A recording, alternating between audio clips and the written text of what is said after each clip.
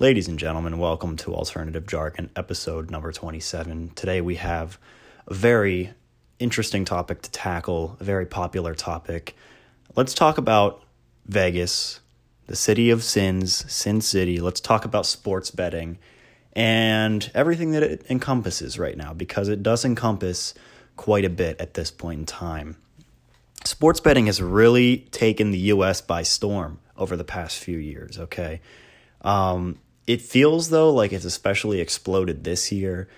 I might be biased because I just turned 21 this year, and I just became legal to sports bet.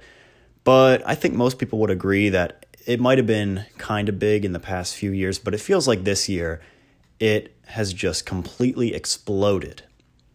Whenever I'm sitting down to watch a game, or really anything that might have a male audience, I am bombarded by ad after ad about bonus after bonus, about referring friends, about $100 back when you bet $5, you name it. There is a sports betting ad every 30 seconds on TV. There's a sports betting ad every other minute on TikTok, a lot of pop-ups on YouTube, banner ads on Amazon. You get the gist. It's everywhere. It's very popular. Ever since the Supreme Court struck down a law in 2018 that prohibited it, it has technically been legal, but it's been legal in Vegas since 1949, along with a lot of other naughty things. But, a lot of the media that I see now about sports doesn't really have to do with sports anymore. It's about game lines, over-unders, spreads, a lot of what drives viewership. I wouldn't say a lot, but, a lot of the marketing driven towards sports has to do with betting now.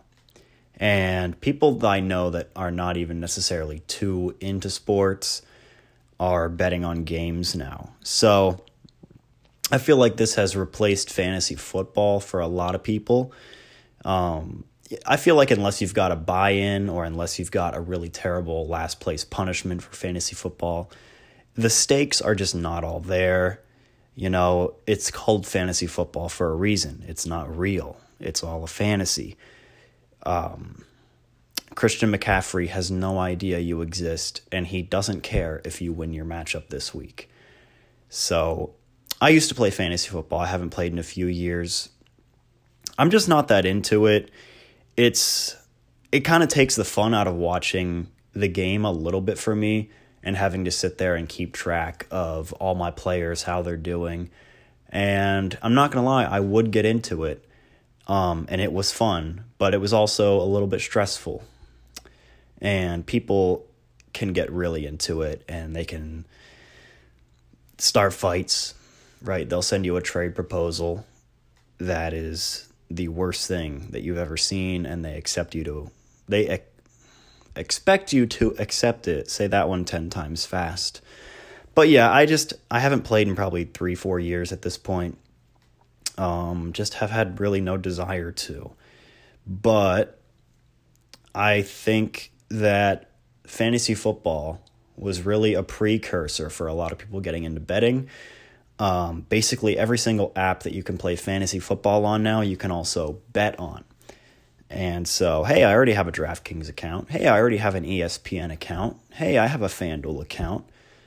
Yeah, I played fantasy a few years in a row. I'll put down $5, get the $100 in free bets, whatever.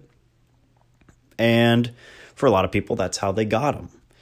And I'd like to preface basically this whole episode by saying, I'm not like completely anti-betting. I bet myself sometimes. It's fun. It is really fun. I'm just taking a step back to really soak it all in and admire the current gambling landscape that we have in the sporting world. So, yeah, this worked out great for the sportbooks. After it was legal, they slowly inched their way into the mainstream. Millions of people played fantasy football even 10 years ago. But, they inch their way into your pocket. They go, hey, look at this deal. It's going to be gone in 24 hours until the next one comes along. refer a friend, get $100 in free bets. Just don't read the fine print. It's not actually real, but yeah. They do very well with it, though. That's a lot of word-of-mouth marketing. I have had numerous people basically become ESPN bet salesmen over the past month or so since it's been out. And by the way, if you know who you are, I'm not making fun of you, but I'm just, the deal is really good. I can't lie. Still have not signed up for ESPN Bet, though. That one to me seems a little weird. I'll get to that a little later in the episode. But yeah, I mean, betting on a game is essentially fantasy football, but in a more acute and poignant way, Instead of needing Derrick Henry to get 22 yards so you beat your friend and he has to shave his head and, whatever his punishment may be. Now it's like, okay, I need Derrick Henry to get 22 yards or we don't have a house. It's a lot more fun in that way. I need Derrick Henry to score a touchdown or I am taking a semester off from college. And look, that's fun. If the stakes aren't there, then it's no fun. So for everyone saying, hey, that guy should probably call the hotline. He could hit it, though. And it's his choice. It's his money. So, very, very much higher stakes. So, but hey, I am going to go into something here. I really do think if you want to bet the house, do it now, because it wouldn't surprise me if there was eventually a law to limit betting. Okay, I feel like sports betting could eventually become like a mango jewel pod, all right? Whoever the next president may be, if this sports gambling epidemic continues and a lot of people are unable to control their subconscious habits with it, you might have our 2025 presidential candidate sworn in and immediately travel to the Oval Office and sign in an executive order similar to what we saw with e-cigarette flavors a few years back. No more mango, no more rainbow unicorn flavored Juuls. All right, your Juul can no longer taste like a Bang Energy. We got menthol and we got whatever else, mint. All right. And what I mean by this is no more 12-leg parlays. No more plus 150,000 parlays to turn your $10 into $1 million this Sunday. All right. No, Josh Dobbs is not throwing for 4+ touchdowns. All right. If you take Dak Prescott, 1 interception, that one's a lock, obviously. But some of your legs are going to have to go. And the government is going to step in and cut those legs out for you. Straight bets only. No more first TD score wagers. Okay. No, it wasn't always Kenneth Gainwell. It wasn't always. It was Jalen Hurts. But you decided to throw Mr. plus 800 first touchdown scorer in there. Why? I don't know. Look in the mirror. I'm just saying, get it while the getting's good. Sit up at the dinner table. Sit up at the dinner table and eat the food while it's hot. Because soon, those mango-flavored 12-leg parlays are going to be no more. No more. You're going to have spreads. You're going to have money lines. And you're going to have over and unders. And that's going to be about it. Unless you can get yourself under control, that's what we're going to have. All right. Now, don't get me wrong. A parlay is a lot of fun. A parlay is more fun than a straight bet, right? Now, if you're actually in it to make money, don't do parlays. But if you're not, if you have $5 that you think you can turn into a mortgage, then by all means, I say go for it. But I'm just saying eventually Uncle Sam might not say go for it. So do it now. We've only got a few weekends left of the NFL season and then the playoffs. So, man, step up on the plate and swing for the fence while you still can. All right. I feel like I make a January 6th joke just about every episode, and I'm sorry. It might get old, but if they did prohibit these bets, we would probably have another January 6th. And, you might catch me there. Because I'm not the one building these crazy parlays, but I certainly love to sit back and watch other people do it themselves. It's entertaining. It's really entertaining. So, I follow BR Bets on Twitter. And basically, it's a Twitter account where they post people's crazy betting tickets, and they post fails and wins and general stuff about what's happening in all the games. And, they're always posting tickets of people winning tens or even hundreds of thousands of dollars on parlays. They always throw a few $100s on an absurd wager, and they make a bunch back. So I have some news to break to you, though. The guy that's putting down $300 on a 15-legger to make, $200,000, you could admire that bet, but that guy is in deep. He's in deep. I would not want to see his FanDuel receipts. Actually, I would. I really would. Because someone who's putting hundreds of stuff on a stupid bet like that, someone who's putting, $1,000 on another Deron Bland pick six is not someone to admire. That is a psychopath. That is a psychopath. Now, they're either really rich and they're just doing it for fun, or they are in deep. They're down $100,000 and they're at risk of losing their house and their wife and their kids. Okay.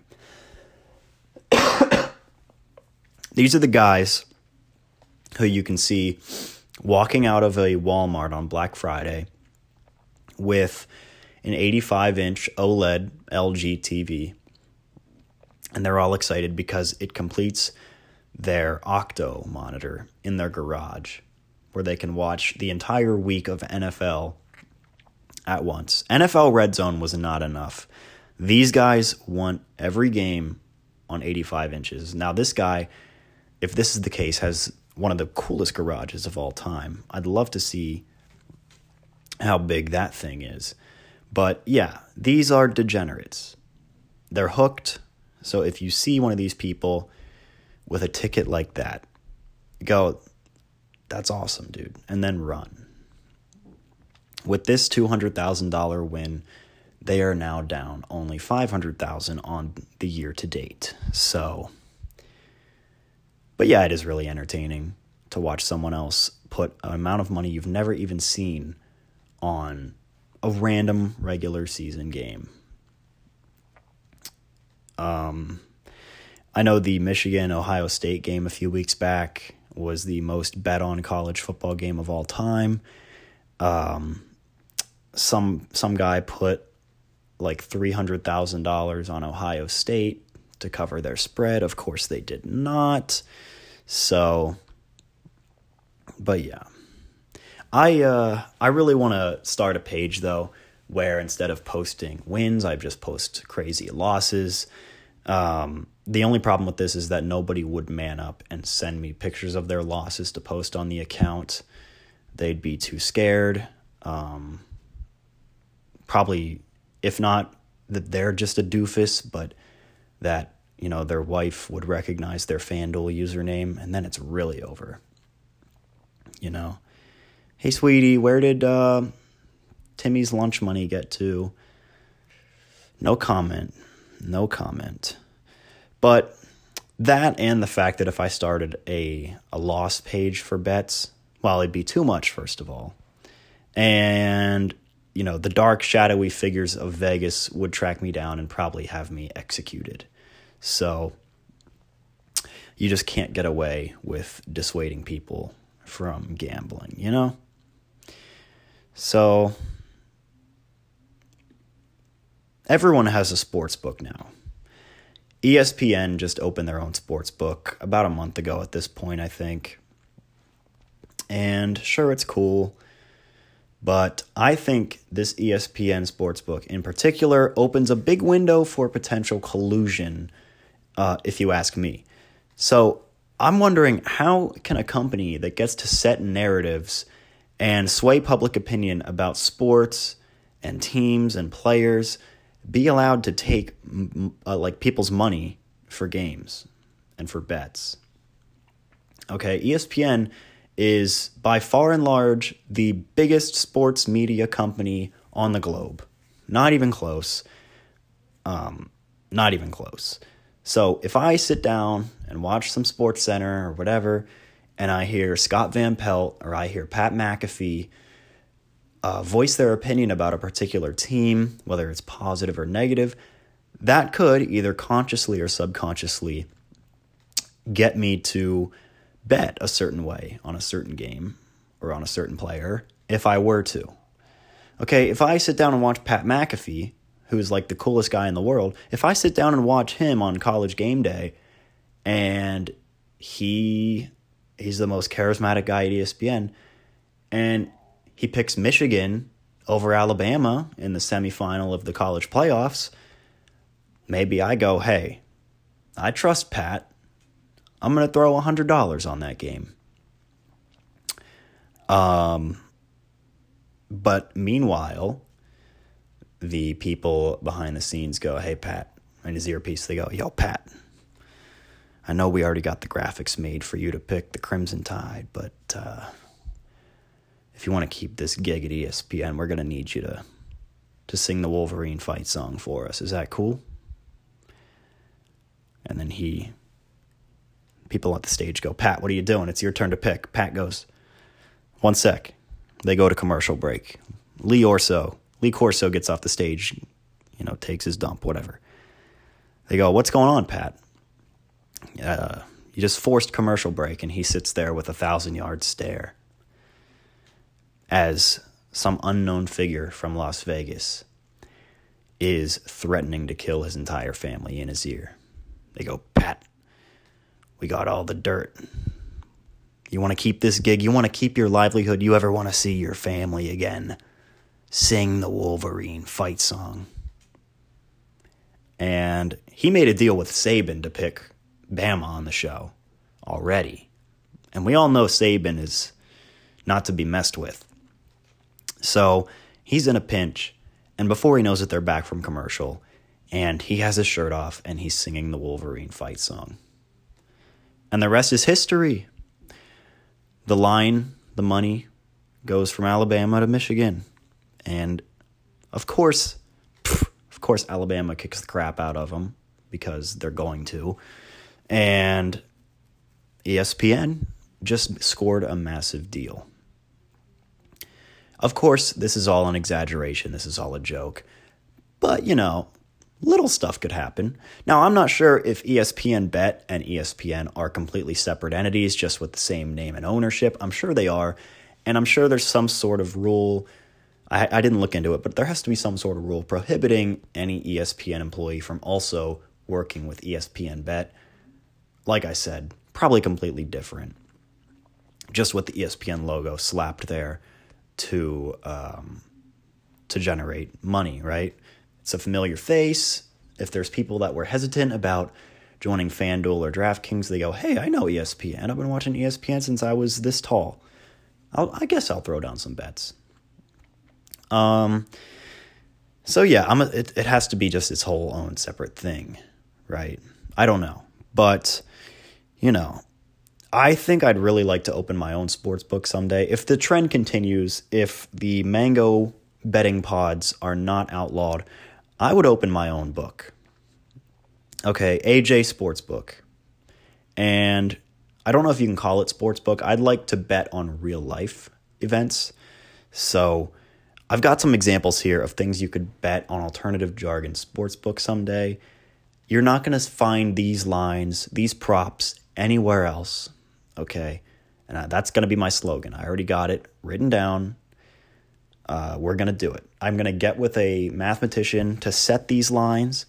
If not a mathematician, then a journalist who might have some inside scoops, help me set the lines on these things.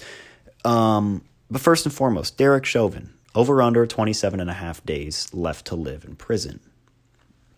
Does that sound like a fair line? He was just shanked in prison. By the way, Derek Chauvin, guy who killed George Floyd, yada, yada, yada. He was just shanked.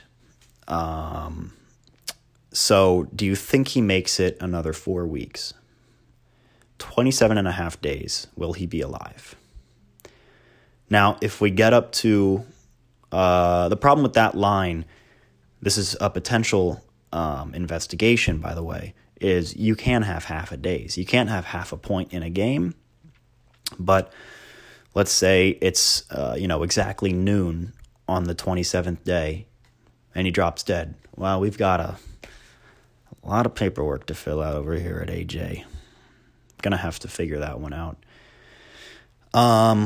Next one, World of T-shirts, over under 12 and a half drinks on a given day.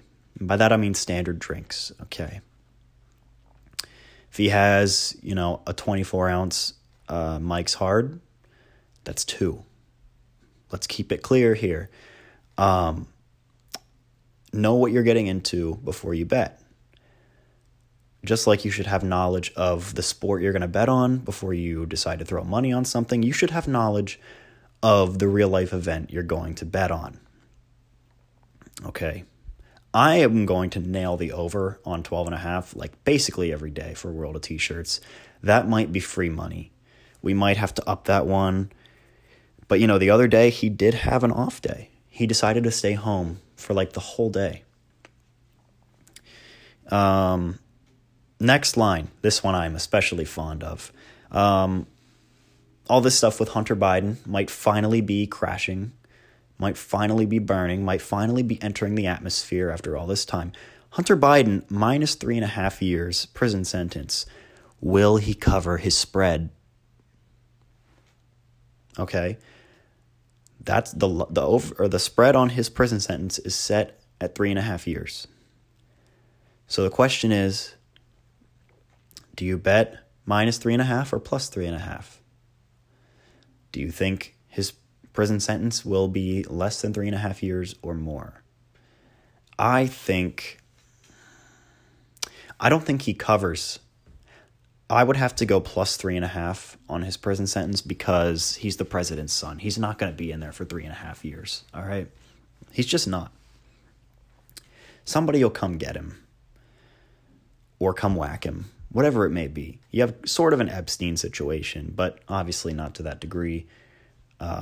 He just liked to smoke crack and get escorts. So, but yeah, I think 3.5 is a good number. If you have any more lines about real life that you have an idea for, please drop them in the comments. I would love to hear what you have to say. Really intriguing, and I think it would be so much more fun to bet on real life than in a sport. Now, the problem with betting on real life is the door for collusion is wide open. Forget about ESPN Bet. Forget about rigging an NBA game. You could throw your life savings on Derek Chauvin under 27 and a half days to live, and you might know somebody who's a couple cells down from him and say, hey, buddy, you're talking to him through the glass wall with the phone. Hey, buddy, do it. Right? You go give him a visit, you tell him to do it, and the rest is history. That's the only problem with real life betting. We'd have to find a way to patch that. We'd have to nerf that in some way. Maybe in the AJ Sportsbook policy book, handbook, which every customer would get upon signing up for an account, of course. Section 2, Article 4, Statement C could state that as soon as you deposit your money and make your bet, you are locked in a padded cell until your bet is closed. Now, that's a slight stipulation. I know it's a little bit wild, but we have to ensure that you're not going to do anything to possibly make your bet hit. All right. Look, don't blame the player, blame the game. If you want to bet on real life, there are requirements for this type of thing. So you throw down the Hunter Biden prison sentence spread. You take -3.5. And the second you press that, alternative jargon agents come to your house, handcuff you, throw you in a padded cell until his sentence is either up or vice versa when the bet is closed. Okay, because we can't have any type of collusion. Would this be legal? Yes. Yeah, because when you say that you've read the terms and conditions of AJ Sportsbook, you know what you're getting into, so be sure to read. Be sure to get out those eyeglasses, those bifocals, throw them on, and then you'll have your handbook too. All right. If Scientology is legal, then certainly this can be as well. All right. So if you really want to put your money where your mouth is, we'll have your back. We'll have your back. And if you're willing to sacrifice your sanity in a padded cell for a few months or years, you can come out rich, baby. You can come out rich. So just something to think about. I don't have the funds to start that just yet. But yeah, might take that one on Shark Tank. Kevin O'Leary, I'm coming for you, man. I know you'd like that idea. You're kind of devious. He's kind of devious. By the way, Mark Cuban just left Shark Tank. What's the deal with that? He left Shark Tank and he sold the Mavs. And everyone's saying, oh, he's running for president. Either that or he is making his second appearance on Bobby Altoff's podcast. I guess we'll have to wait and see. You know, I can't believe I never mentioned that on the show before, but yeah, what happened to that chick? Is she still doing her thing? I never figured her out. I don't know if she's still doing her thing or not. But, I mean, hey, hats off. I don't know if you're an industry player. I don't know if you're not, but I don't know how you swung, Drake on episode 3 or whatever. That's pretty wild. Good for you. Don't listen to the haters, or do. I don't care. How does Vegas set lines? I was really intrigued with this about a month or two ago, and by intrigued I mean I sat down and I researched it for a good 5 to 10 minutes. I was really looking for answers with this, because I'm sitting there and I'm like, every time I place a bet, it misses by 1 point. How are they setting these lines so accurately? Right? I take the under on a game that's 45.5 and the team score 46. I take LeBron to have over 27.5. He finishes with 25. Kind of spooky. So I did a little bit of research, and there's really not a whole lot to see. Obviously, they don't really want you to know how they do it. But I found a Pat McAfee show clip from a couple years ago, and he talked about this on their show. How do they get it to be so accurate? And his theory, whether he's joking or not, is that Vegas could be time travelers. The people that work there could be time travelers. And that got me to thinking, that's a good point. If there was ever a case for time travel, like a real one, Las Vegas might be the best case. I don't care. They use algorithms. They have a great machine. They run 15 million Madden simulations. They already knew. I don't care how they do it. A computer cannot predict the imperfection in human sports performance. It can't. I'm sorry. Literally anything could happen in any given game on any given day. So the whole thing of they just have the best software, the best algorithms in the world, that's how they set all this stuff. I believe that could account for a decent percentage of Vegas's success when it comes to that, but not to the extent that it does. Not to the extent in the accuracy that Vegas does get it right.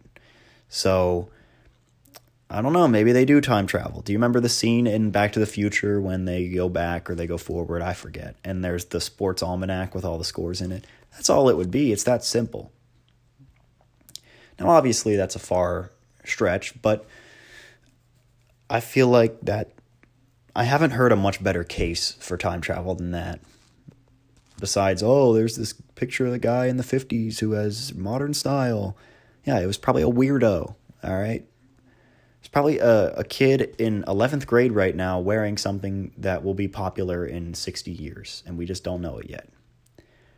So, and I don't think that,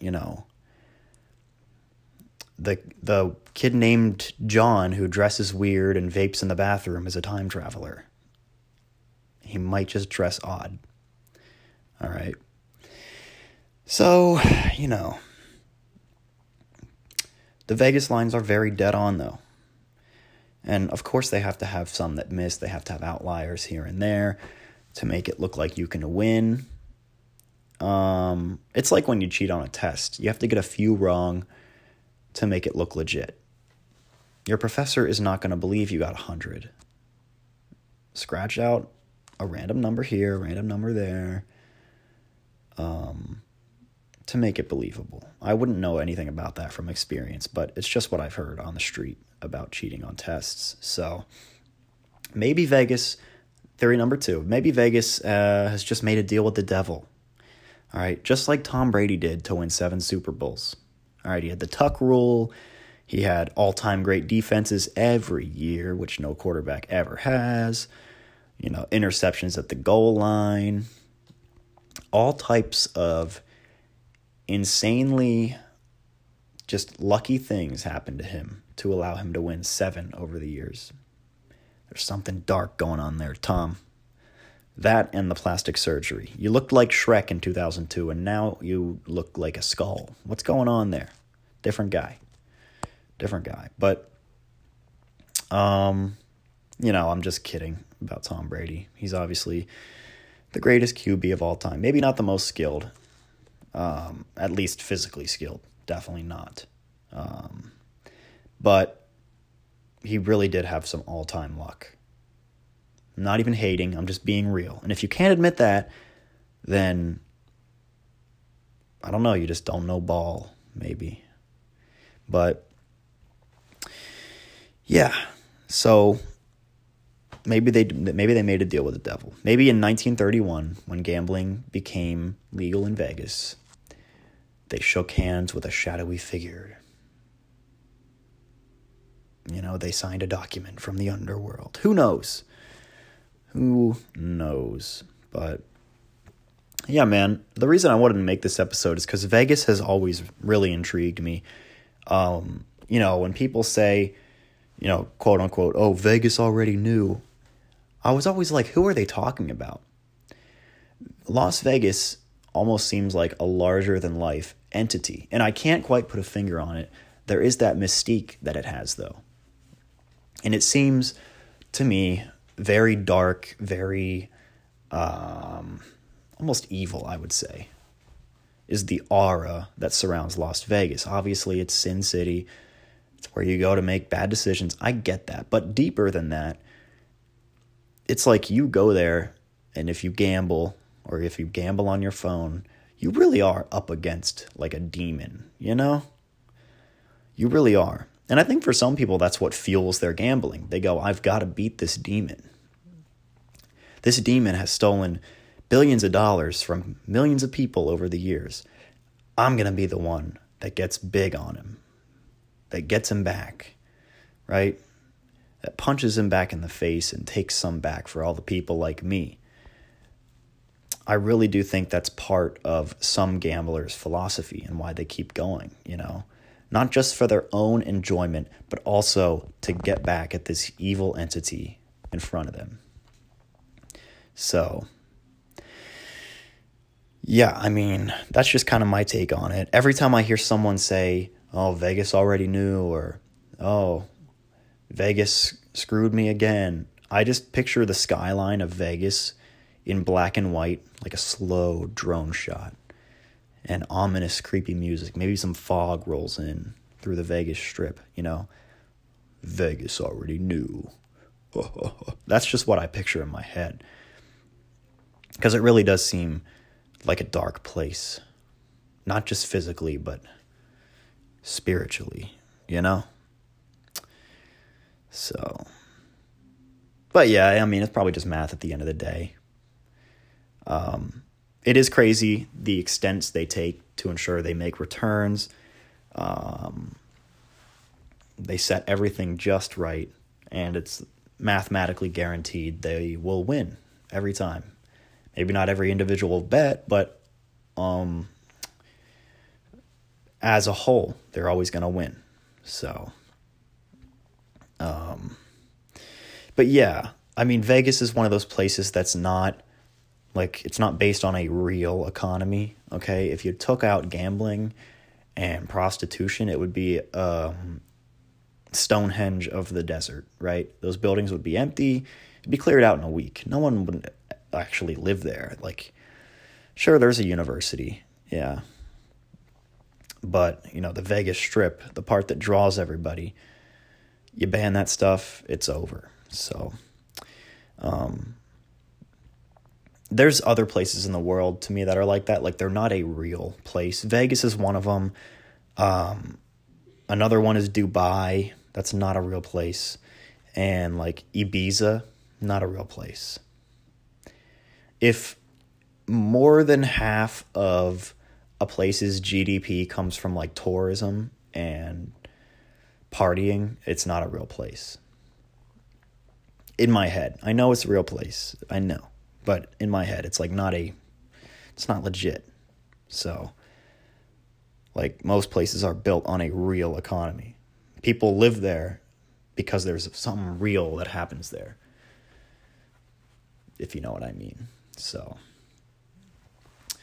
but yeah, one thing that is fun to do, and this is harmless if you ask me, is to set real life lines with your friends, over under how many balls will you make in pool, the odds of getting your homework done by a certain time. Can I finish this paper before 7:00? I don't know. I'd say plus 250, right? You don't put any money on it, but it's just fun. And then it's like a little challenge.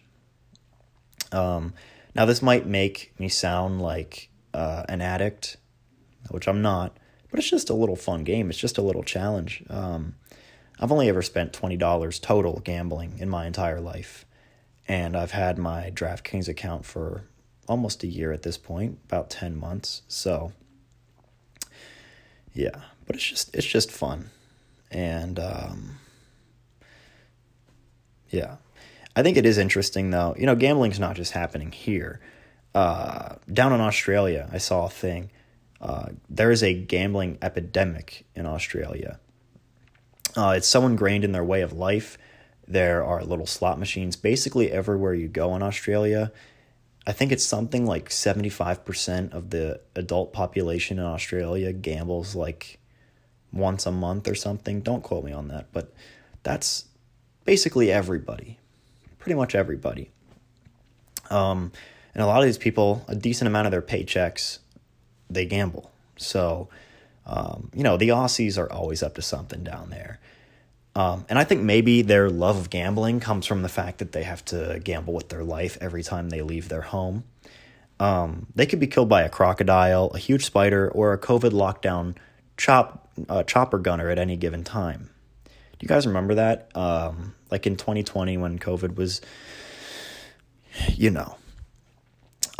they had choppers in Australia that would just fly around urban areas and tell people to go inside. As far as I know, that's one of the only times in the developed world that the government has used a Call of Duty kill streak on their people. Pretty crazy.